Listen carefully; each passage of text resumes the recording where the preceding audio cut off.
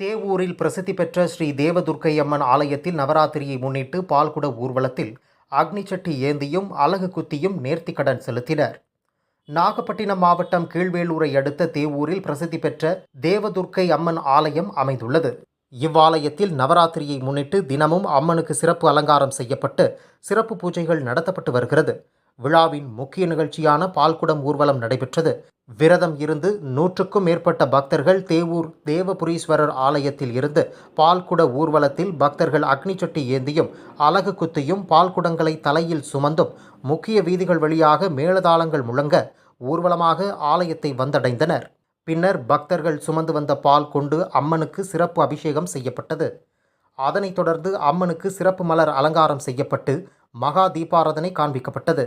இதில் திரளான பக்தர்கள் பங்கேற்று சாமி தரிசனம் செய்தனர்.